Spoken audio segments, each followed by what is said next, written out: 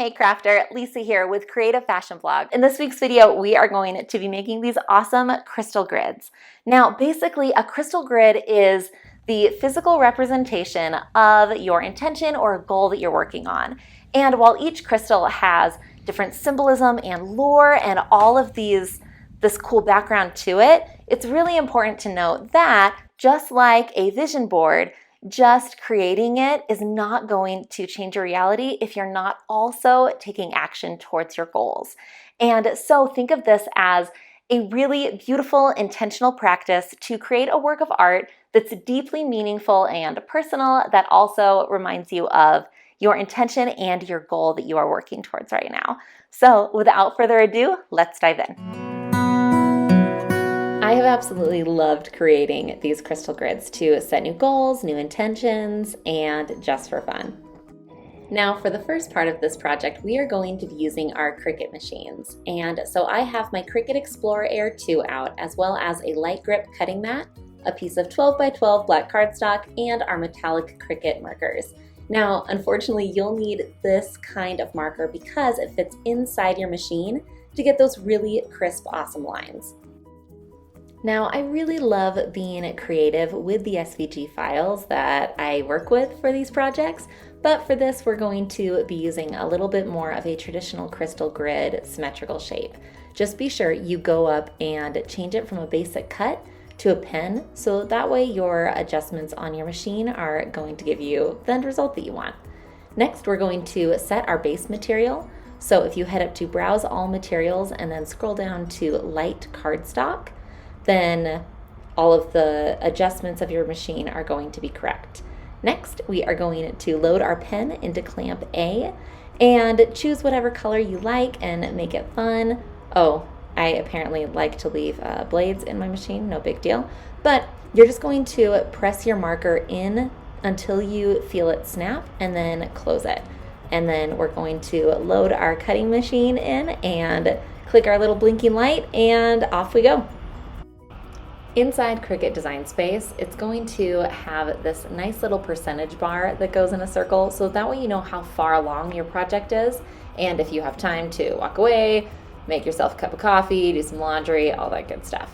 When your project's done, it will pop out and you'll have something like this. Now, for the next part of this project, we are going to use a frame and a piece of black foam core.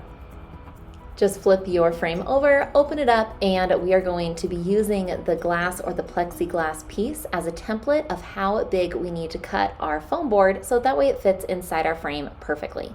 Now, I'm going to be using a little X-Acto knife, but you can also use a rotary blade or anything else that you have on hand. What I like to do is I like to go down the middle of it as close to that plexiglass as I can, but not go all the way through, and then flip it over and do the same thing on the other side. This is going to keep your surface underneath, like your table, from getting damaged, and it also just creates a really nice crisp edge. Now, you can tell the backside of my foam board we used for a bleaching project a couple years ago, but we love to recycle craft supplies around here, so it's all good. Now, I am going to be bending and separating the foam board while I'm looking at the side that is going to be visible. So that way I know that I'm bending and I am making sure that the visible side is going to be the most crisp, because really that's what I care about. Now I am going to set aside the pieces I don't need, and I'm going to put this back inside my frame and close it up. Depending on the size frame you use, then you might need to trim your cardstock down, but since my frame is larger than the cardstock that I'm using, then I'm just going to glue it into the center of my frame after everything is secured and in place. Since I'm not totally sure where I'm going to be displaying this crystal grid, it's really important to me that I reuse the back of the frame that has the hanging sections, like the little clips in it, so that way if I want to hang it on a wall, I'm totally able to. Now we are going to just glue our crystal grid section in place so that way we can start decorating it. I like to use a grid ruler so that way I can just make sure that my grid is symmetrical and even within the frame itself. So I'm going to place it kind of roughly in the middle really gently, and then use that ruler to be sure that I'm measuring and it has the same distance all the way around it before I press down and secure it in place.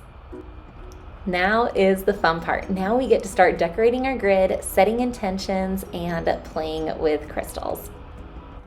So for this next part, it's really important that you follow your own intuition and have fun with it and just give yourself permission to play.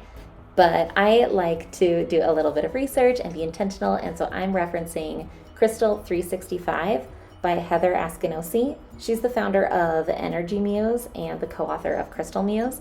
And she has some really cool kind of recipes in here of different intentions and different crystals that work together well for certain outcomes and kind of goals. And so for this grid, I decided to use citrine, tiger's eye, garnet, and some black tourmaline. So I'm just pulling out of my little collection a few so that way I can play around until I find something that looks and feels right to me. Now I chose citrine because it brings light to challenging situations, reminding you to stay positive on your journey. Tiger's eye gives you courage to venture into the uncomfortable, and garnet inspires you to be passionate about the track you're on.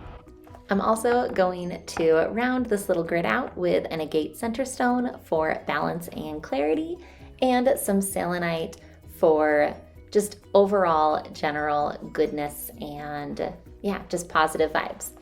Different crystals represent different intentions and have different meanings and historical significance, and it's just really fun to learn about and create beautiful art that represents these goals and these intentions that you've set for yourself. For example, in mythology, selenite is associated with Selene, the Greek goddess of the moon, which is where the crystal gets its name. And we thought it only existed on Earth. However, in 2004, we found a ton of selenite on Mars, which is super cool. Another crystal I'm using in this grid is black tourmaline, which is said to help you stay positive and release negative energy. And what's so cool is it's been valued since medieval times, but it wasn't until the late 1800s when Tiffany and Company started using it that it started gaining more popularity. But even before then, black tourmaline has been used by shamans in African, Aboriginal, and Native American tribes to protect themselves from danger and unwanted bad energy. In ancient China, wearing agate was believed to purify your mind and energize a person's qi. During medieval times, agate was tied to the horns of oxen to promote a good harvest. In some legends, agate is believed to calm thunder and even lightning storms. So if any of this is interesting to you, then I encourage you to dig a little deeper and have some fun with it. But at a minimum, just play around and be intuitive and create a crystal grid that feels good and looks beautiful to you and is going to remind you of your intention. Now that I've played around with this grid quite a bit and finally settled on a basic idea of where I want all this to be, then I'm going to add a little bit of details, and this is going to be in the form of wire wrapping my selenite just to add a little bit of texture, a little bit more dimension, and make it a little bit pretty. I'm really simply just holding it with one hand and wrapping it around my selenite and trimming with jewelry pliers. Now for this, I'm just using some really simple, inexpensive gold 18 gauge craft wire. I've used these to make my wire wrapped rings, which I'll link to below, as well as several other projects, and having it on hand really just always comes in handy. To make my crystals permanent and be able to actually hang this thing on the wall, then I'm going to use some simple hot glue and just go around and secure everything to my foam board. This is also why having the foam board is so important, because it's a lot more stable and can hold a lot more weight than our cardstock, which we used to create the basic SVG file and the grid that we're decorating. Now, if you want, then in the center of your crystal grid, to kind of sync everything all together, you take your center stone and touch all your pieces together to really form one individual unit before setting your center stone in place. Feel free to skip this step if it doesn't resonate with you, but I don't see any harm in it, so I'm gonna do it. Now I have my crystal grid, its base form all done and all set, but I don't feel like it's fully done yet, so I'm gonna decorate it some more with these sliced little pearl little beads. And so I'm going to carefully add some glue to the back side of them and then press them in place around my board.